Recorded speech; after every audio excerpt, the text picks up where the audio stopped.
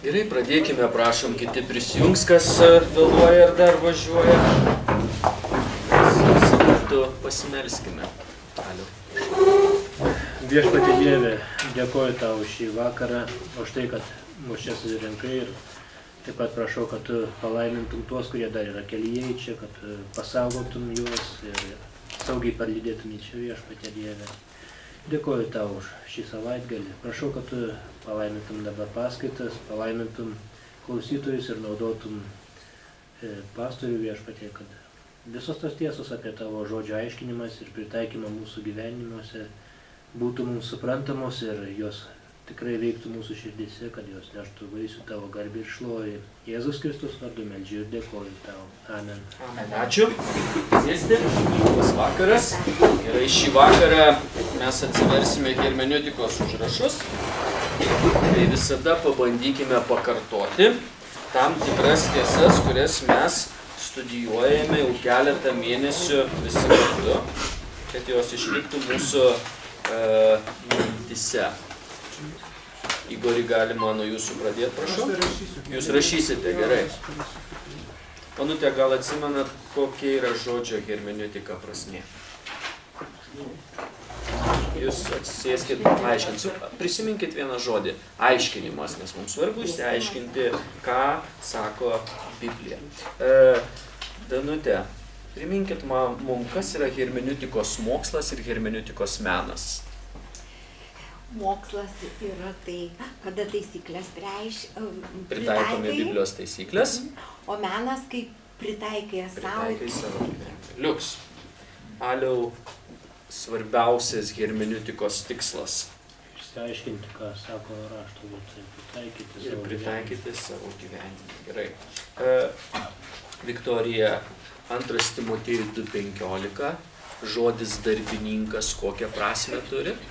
Triūsiantis prie Dievo žodžio. Tas, kuris triūsia prie Dievo žodžio. Matai, tavęs neklausim, tu dar nebuvai, tai kitiem perduosime klausimus, gerai?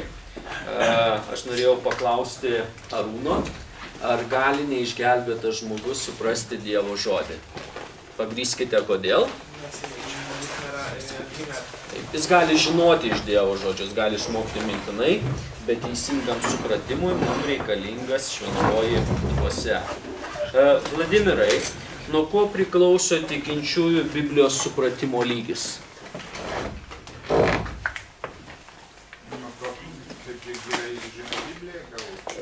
Daugiau ne nuo to, kaip gerai žino Bibliją, nuo bendravimo su Dievu ir nuo draugystės su Dievu, nes gali labai daug žinoti, bet mažai suprasti, jeigu draugystė su Dievu yra silpna.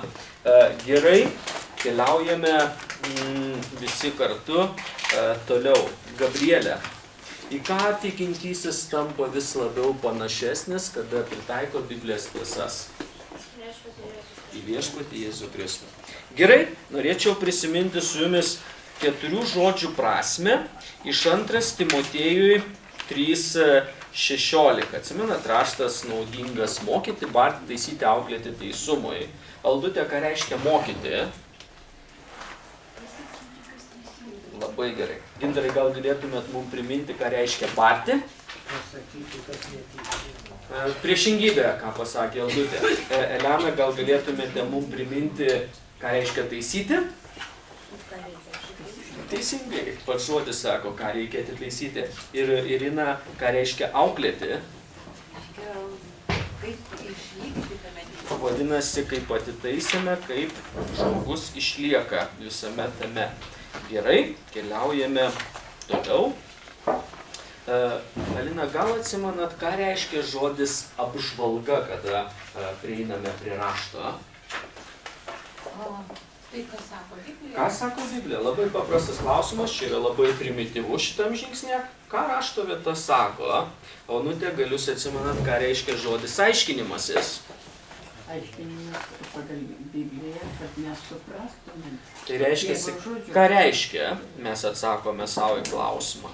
Aš norėjau paklausti Renato, ką reiškia žodis pritaikymas po apžvalgos ir aiškinimuose. Pritaikome gyvenime. Pritaikome gyvenime Dievo žodžio tiesas.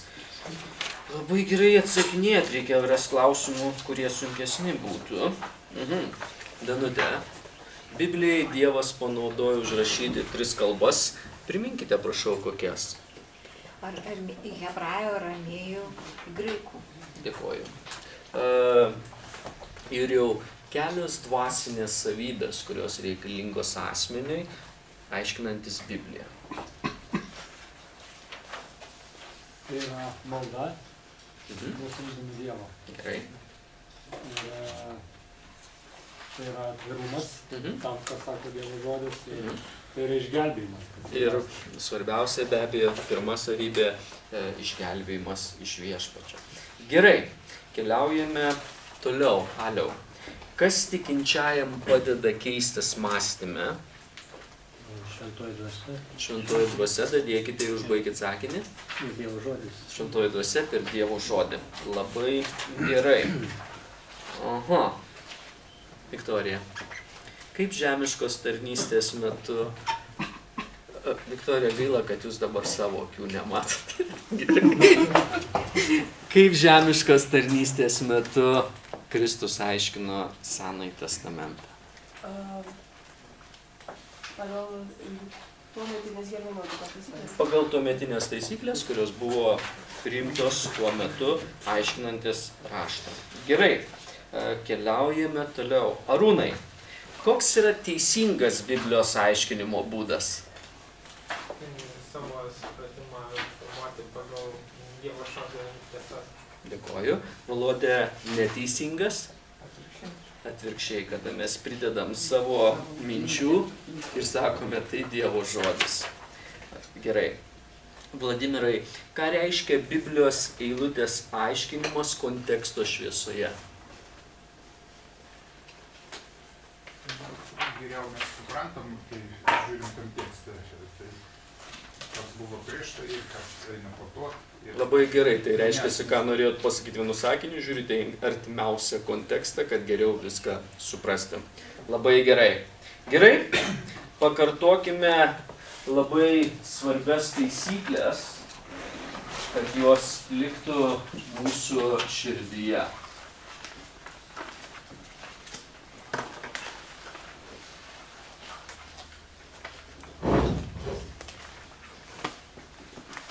Gabrielė, norėtų mums pasakyti, ką šitą taisyklę reiškia?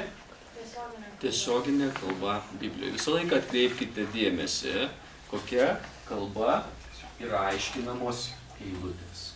Labai gerai, keliaujame toliau. Antra mūsų taisyklė.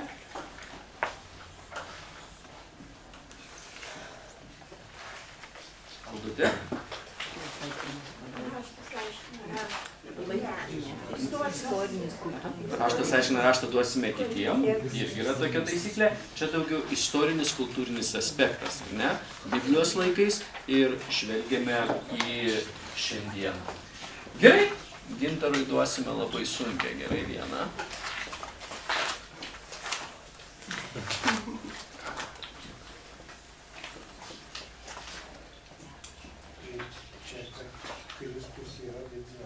Taip. Biblijos yra centras Jėzus Kristus. Na, Elena, laikykitės. Populiariausias žodis Biblijos koledže. Taip ir yra. Tai yra kontekstas irgi labai svarbi ketvirta taisyklė. Irina, norėtume paklausti jūsų, ką reiškia penkta taisyklė. Progresuojantis apreiškimas. Progresuojantis apreiškimas.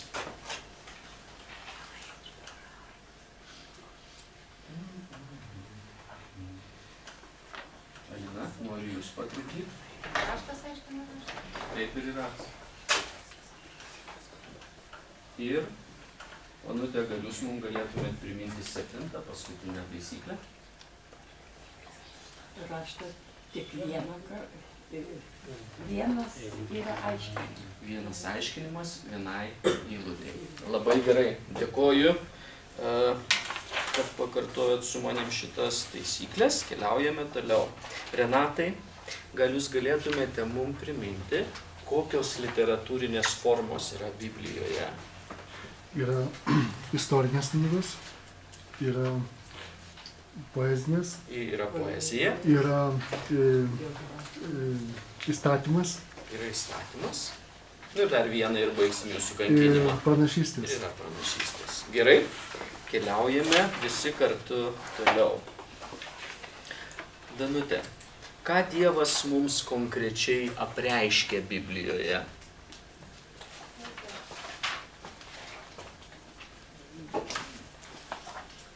Kaip mes turime gyventi? Gerai, tai tada taip padarykime. Iš pradžių Dievas Biblijoje apreiškia save ir savo planą, o jo planoje irgi yra vienas iš dalykų, kaip mes turime gyventi. Gerai, vadinasi, Biblijoje Dievas tai apreiškia. Gerai, šitos greitai nutrinu. Ir tada Jurijui duosiu klausimą su paveikslėliu. O, čia pats svarbiausias paveikslai. Kuris? Visi paveikslėliai yra svarbus. Visi paveikslėliai svarbus.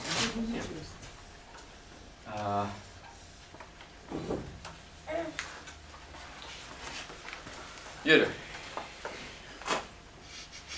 Šypsenėlė. Truputį giliau jau teisingai pastebėjot, bet truputį giliau. O koks klausimas? Ką reiškia iš mūsų praeitų studijų šitas paveikslėlis? Biblijoje yra klaidų. Atsimenat, mes piešime tokį paveikslėlį ir mes prieiname prie labai ypatingos knygos, kuris skiriasi nuo visų kitų knygų. Gerai. Aliau. Pasiruoškite, prašau, mano dar vienam paveikslėlį.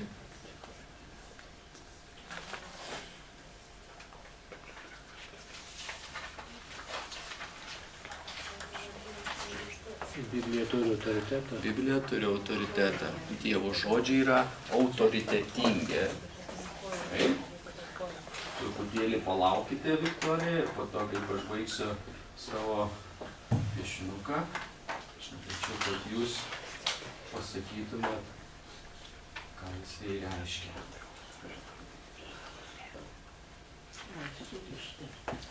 Čia reiškia Senojo ir Naujojo Testamento vienybė, kad jie neprieštarauja vienas kitam.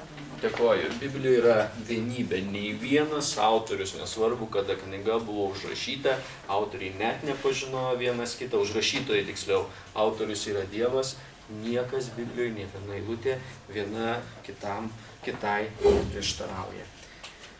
Gerai, Rūnai, įsižiūrėkite į mano dailės kūrinį ir paskui atsakykite. Gerai.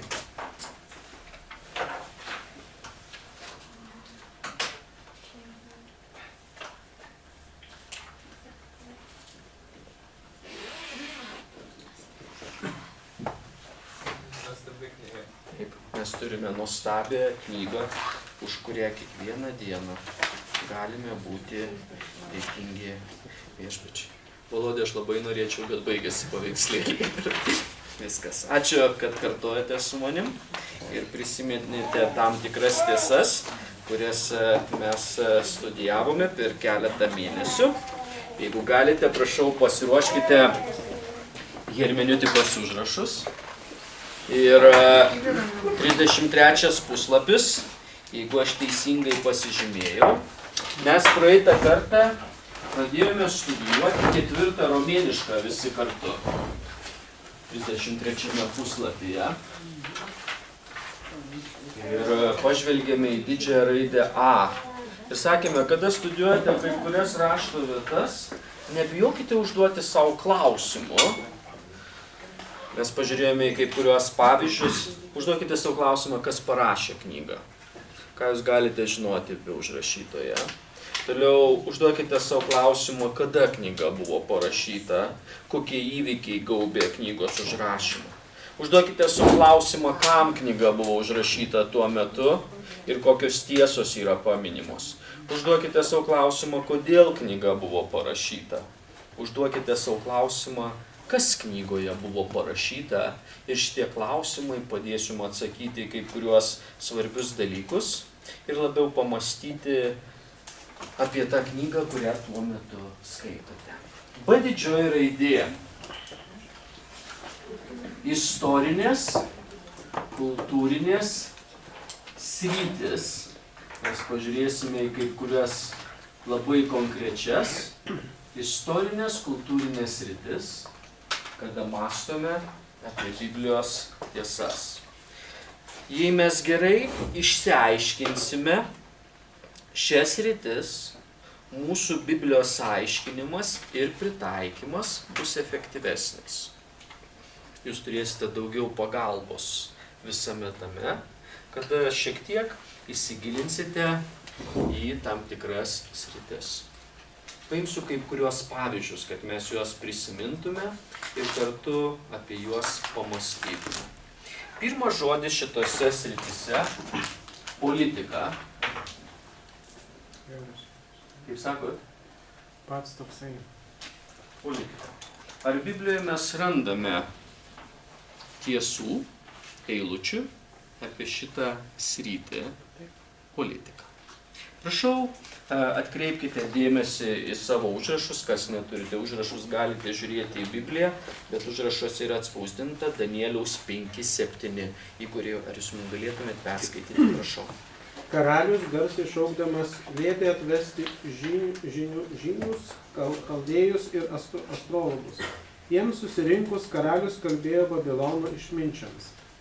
Kas perskaitys šitą raštą ir man jį išaiškins, tas bus apvilktas purpuru, jam bus užkabinta auksinė grandinė ir jis bus paskelbtas trečių valdovų karalystėje.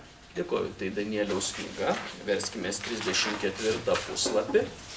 A mažytė raidė, Danieliui pasiūlė trečią poziciją karalystėje.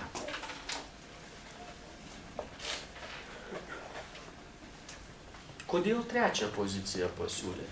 Vis dėlto tai, ką matė tuo metu Baltazaras, buvo įspūdinga, baisu. Atsimenat, kaip skaitote Danieliaus 5 skyrių, atrodo, kaip jis pamatė ranką ant sienos išsiblaivęs staigiai, nes tada puotavo, o medai jau stovėjo šalia sienos, jis tam tikrą prasme juokėsi iš medų, aš jau nekalbu apie tai, kad jis tyčiojosi iš Dievo. Ir po to raštas mums labai vaizdžiai sako, kad jo net sąnariai pradėjo tirpti ir drebėti. Kodėl trečią poziciją karalystėje? Todėl, kad Baltazaras buvo antras valdovas. Tada B mažytė raidė pasirašykite, ką mums pasakė Alius. Pats Baltazaras užėmė antrą poziciją šalyje. Biblijoje mums tai nėra paminėta Danieliaus knygoje, bet jūs galite paskaityti, jeigu turite galimybę, istorinius duomenis. Tuo metu, kada valdė Babilono imperija ir kada mes skaitome Danieliaus 5 skyrių, yra maždaug 539 metai prieš Kristų, įvykiai, kurie vyksta.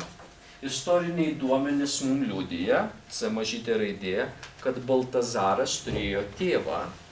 Jo vardas buvo Nabonidus ir jis užėmė pirmą poziciją, bet tuo metu nebuvo Babilone.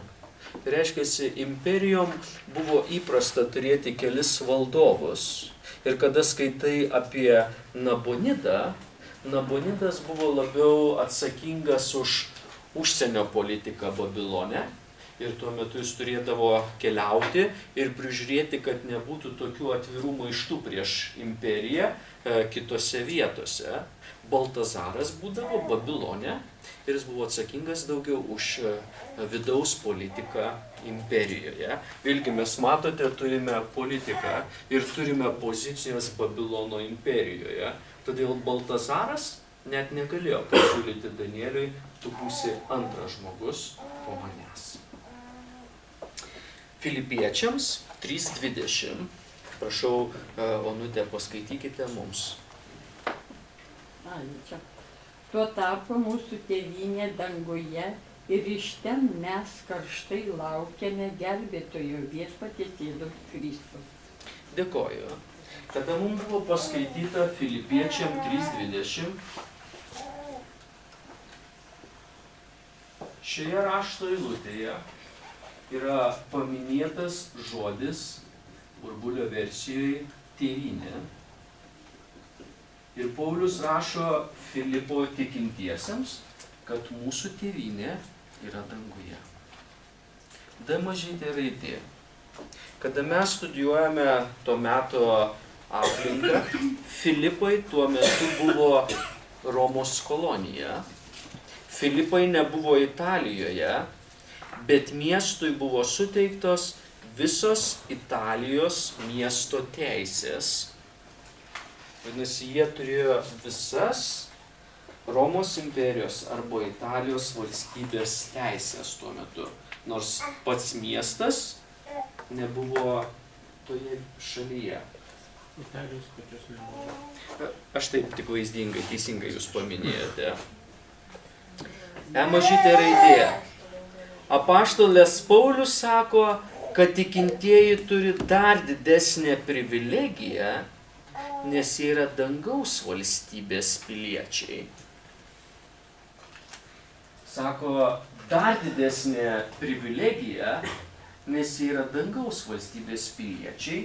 Ir šitas žodis tėvynė yra paminėtas šitoje eilutėje, nes filipiečiams šitas žodis buvo labai svarbus. Labai svarbu, jeigu tu tuo metu turėjai Romos imperijos teises mieste ir galėjai elgtis pagal tai. Bet Paulius, panaudodamas tą tiesą, sako, būti dangaus valstybės piliečiu yra dar svarbiau. O ta žodis tėvynė, tai yra patrija? Aš dabar neatsimenu graikų kalboje. Gal jūs, Gintarai, atsimenat, koks žodis patrija? Patrija tai latiniškai, o graikiškai. Nu, patrija Aš dabar graikiškai. Aš neatsimenu graikų kalbos žodžio, aš negaliu pasakyti. F mažytė raidė. Tuo metu buvo didelė privilegija būti Romos piliečiu, bet dar didesnė privilegija būti dangaus valstybės piliečiu. Dar didesnė privilegija būti dangaus valstybės piliečių. Kodėl?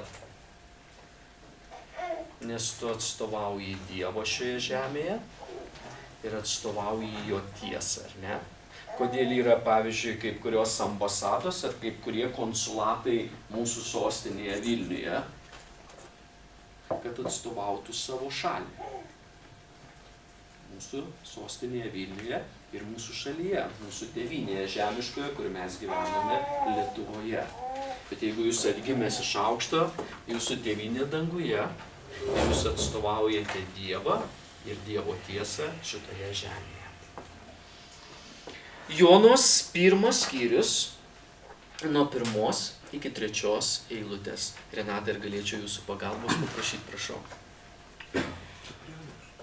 Viešpats tarė Amitajo sūnui Jonai, eik į Ninevę, didį miestą, ir šauk prieš jį, nes jų nedorybės pasiekė mane.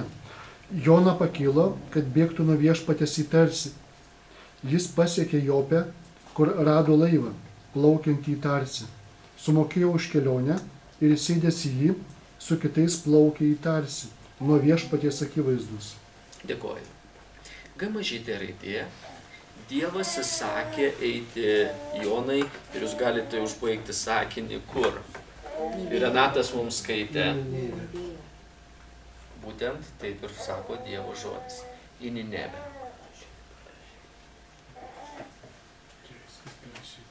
Viskas parašyta. H mažytė raidė. Nineviečiai buvo Izraelio priešai. Jei nineviečiai tuo metu būtų pagavę Izraelitą, jam būtų reikėję gyventi sunkų gyvenimą pas juos. Ir tai būtų buvę gerai, jeigu išvis jis išgyventų.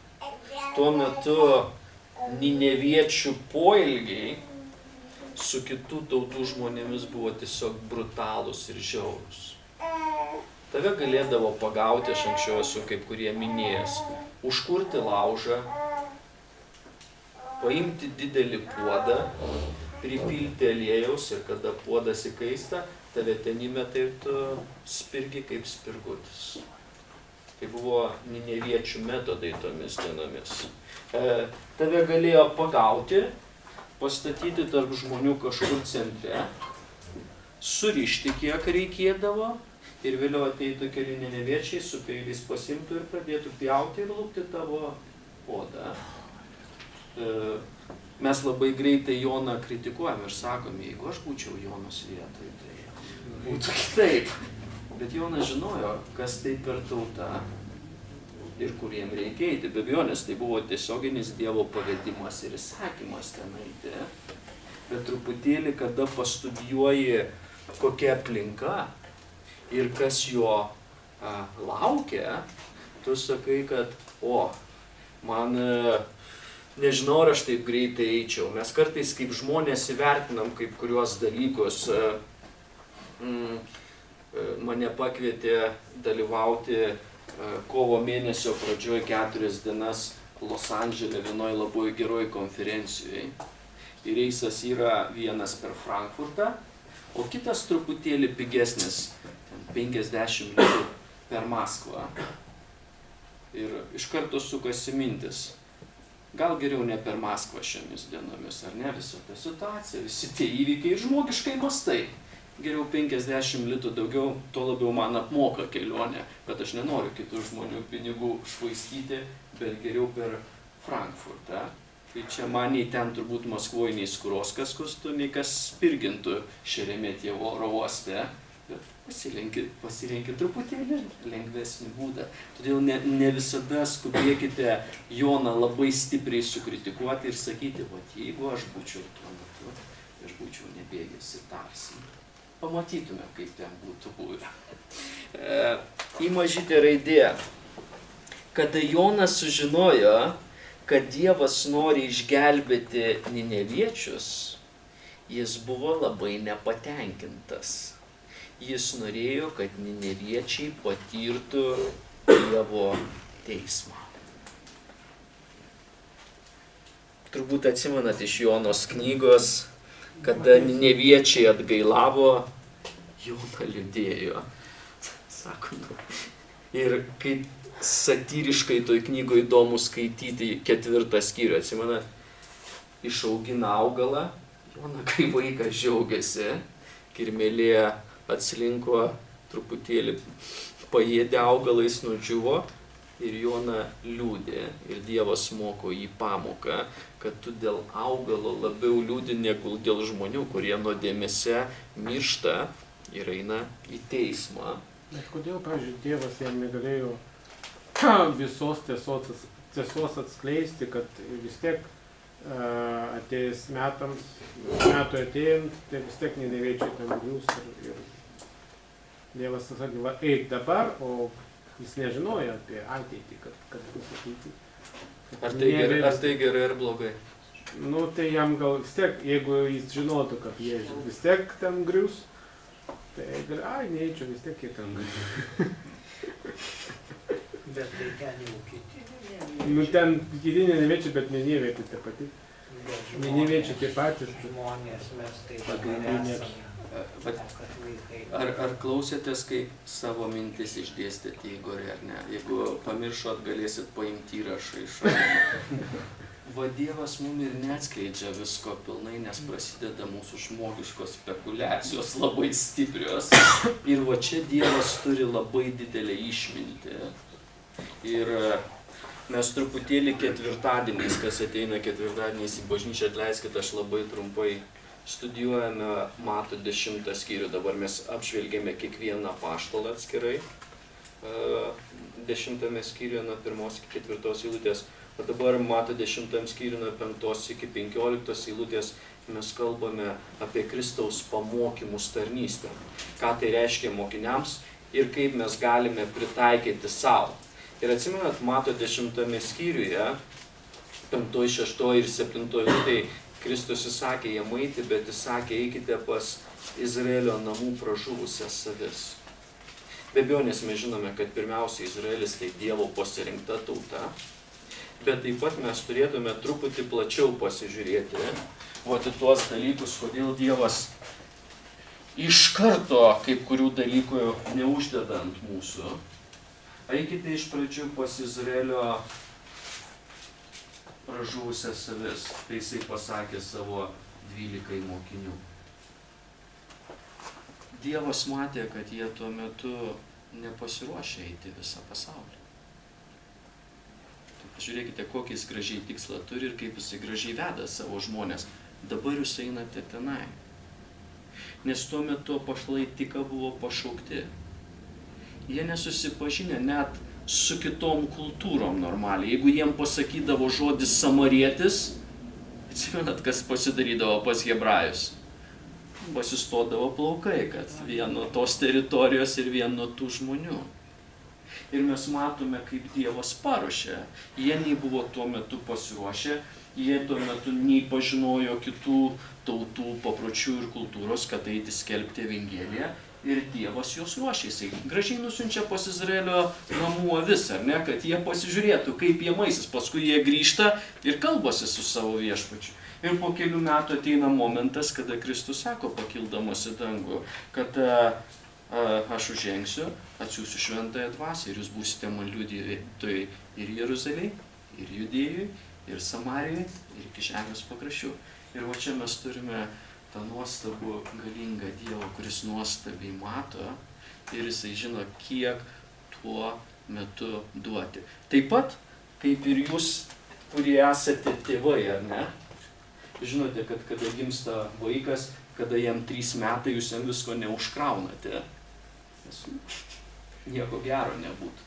Tai daroma palaipsniui, nes jūs turite išminti ir būtų blogai, kad jūs jam viską užkrautumėte. Jeigu jūsų vaikas 3 metų, o jūs dirbote kažkurioje gamykloje ir surenkate stakles, jūs nuvesite savo vaiką prie staklių ir 3 metų jam aiškinsite apie kiekvieną varžtą ir viską. Tai va čia Dievas dar išmintingesnis ir aš manau, savo išmintyje jisai žino, kiek mums reikia duoti ir kiek mums reikia žinoti tuo metu. Taip, visuose daugelį pamokslų yra apie tai, Joną yra toks kaip kvailas net. Sako, nesako pamokslininkai kvailas, bet jis sako, kaip pastato į tokį kvailą situaciją Dievas ir viskas toksai pasirodo. Aš suprantu, ką jūs sakote, reikėtų, truputėlį plačiau visą tai pažiūrėti. Taip pat, kaip mes kartais Naujajame testamente žiūrime į Petrą, ar ne, kaip kuriuose situacijose durnelis, ar ne, bet truputėlį reikėtų plačiau visą tai pažiūrėti, kaip Dievas moko ir veda per tas pamokas. Ir jau jūs kažką nuvėjate. Aš norėjau tiesiog iš 4 skyriaus apie Joną pasakyti, kad sako, ak viešpatie, argi aš taip nesakiau, kai dar buvau savo krašte, dėl to aš norėjau bėgti į Taršišą, kad žinodamas, kad esi maloningas Dievas, gailestingas, lėtas pykti, didžiai geras ir susilaikantis nuo bausmės. Tai įdomu, kad jis žinojo Dievo charakterį ir Dievo gailestumą. Čia, tai žinot, aš galvoju, yra tokia situacija, kaip kai kurie ir mūsų būna broliai ir seseriai žiemą nesideda žieminių padangų ir sako, Dievas saugos. Arba nerakina durų ir sako, Dievas neleis apvogti. Tai aš sakau, Dievas ne šuo, mes neparodom pagarbos Dievui. Tai ir jisai mano, kad o čia Dievas mokina, kad ir tu pats turi prisidėti prie viso to, kad tu nenusišalink, nepervesk visko ant Dievo, kad būk lyg indų naudojimo, aš tai taip suprantu. Bet iš kitos pusės, tai jis žinojo, kad Dievas atleisiems, jeigu jie atgailaus, tai galbūt jis nenorėjo, kad Dievas jiems atleistų, geriau, kad sunaikintų juos. Ir iš kitos pusės, čia tokia jo pozicija buvo, nes jis eina ir šaukia, kad Dievas sunaikins tą miestą, Dievas sunaikins tą miestą, o Dievas nesunaikina. Tai gaunasi, tai kokia jo dabar reputacija yra, kad jis galingas pranašas gaunasi. Tad jis sakė, sunaikins, jeigu jie neatgailaus. Kad šiaip atgailas skelbti ten ėjo. Ne, per šitą dar 40 dienų ir Ninevė bus sunaikinta. Jis taip sakė. Taip. Aš manau, taip ir jau, ką jūs paskaitėte, tai yra tiesa. Bet iš kitos pusės taip pat dar galime pastebėti Jono 4 skyriuje per šitą visą kalbą ir klausimus mūsų ir Jonos kartais išdidumą, koks jisai būna. Ne? Reiškia, jisai bėgo į Tarsį, tai jisai savo išlaisvinimo norėjo, kur jam nepatogu, Ninevėj jis nenorėjo. Ir dabar Dievas leidžia jam kalbėti šitoje vietoje ir mes matome, tokį išditumą žmogaus. Ir kada jūs paskaitėte antrą eilutę, taip pat trečioji eilutė, jisai sako, viešpatie meldžiu, paimk mano gyvybę, nes man yra geriau mirti negu gyventi. Kaip įdomu dėl to, kad Ninevė atgailavo, šitas žmogus prarado tikslą gyventi. Atgailavo tas miestas, dabar man reikia numirti.